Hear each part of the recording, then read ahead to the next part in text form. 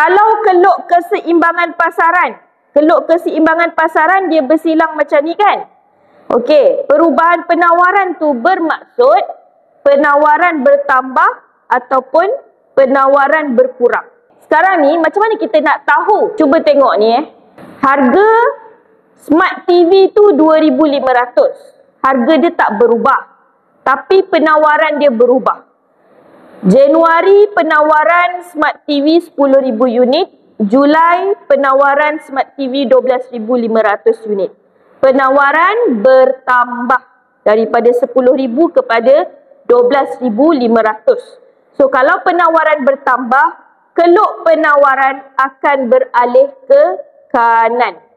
Dia akan mewujudkan lagi satu keluk penawaran yang baru. Okay, daripada S0 kepada S1 S1. Yang ni keluk permintaan. So inilah dia punya rupa keluk dia. Keluk keseimbangan pasaran mengalami perubahan. Okay, iaitu perubahan penawaran. Okay, perubahan bertambah dan keluk penawaran beralih ke kanan. Tapi dia nak sebab. Apa yang menyebabkan penawaran tu bertambah? So kalau dia nak sebab, awak kena tengok penentu penawaran, bukan harga barang itu. A. Matlamat pengeluar untuk kuasai pasaran. Okey, matlamat pengeluar ni dia adalah salah satu penentu penawaran, bukan harga barang itu. Okey, matlamat pengeluar ni ada dua. Satu, pengeluar dia nak memaksimumkan keuntungan. Satu lagi, pengeluar dia nak memaksimumkan jualan. Okey, so kalau keluk penawaran beralih ke kanan ni, bermaksud pengeluar dia nak memaksimumkan jualan, bukan keuntungan. Tapi kat sini matlamat pengeluar untuk kuasai pasaran.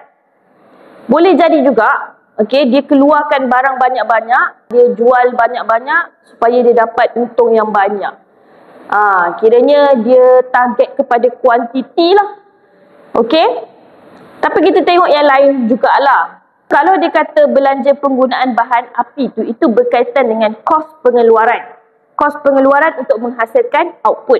So, kos pengeluaran ni adalah salah satu penentu penawaran, bukan harga barang itu, iaitu harga faktor pengeluaran. Harga faktor pengeluaran tu kos pengeluaran lah. Belanja penggunaan bahan api semakin tinggi, maksudnya kos meningkat. Kalau kos meningkat, barang jadi mahal, penawaran akan berkurang. So salah dekat sini. Okey, tengok C. Kerajaan menaikkan cukai import bahan mentah. Okey. So cukai ni adalah salah satu tindakan kerajaan lah. Okey, dia berkaitan dengan penentu penawaran, bukan harga barang itu, iaitu dasar kerajaan. Okey. So kalau kerajaan naikkan cukai, dia akan menyebabkan penawaran barang menurun. Bukan meningkat, tapi menurun. Sebab apa? Sebab bila kerajaan naikkan cukai, kos pengeluaran meningkat. Bila kos pengeluaran meningkat, harga barang akan jadi lagi mahal. Bila harga barang mahal, orang dah tak nak beli, permintaan berkurang, penawaran pun akan berkurang. Ini penawaran bertambah. Salah. Okey, tengok D. Jangkaan harga barang akan naik pada masa depan. Okey, yes, ini adalah salah satu penentu penawaran, bukan harga barang itu juga, iaitu jangkaan harga masa depan.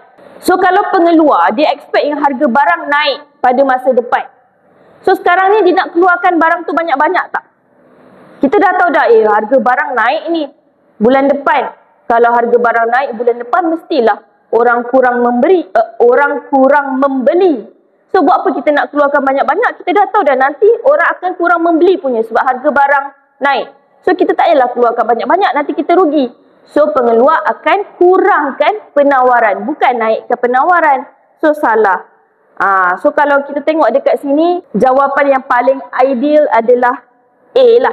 Walaupun saya rasa sepatutnya dia kena letak matlamat pengeluar untuk memaksimumkan jualan. Sepatutnya. Tapi logik juga, kalau matlamat dia untuk memaksimumkan jualan, dia dapat menguasai pasaran. Okay, so jawapan dia adalah A, ayam.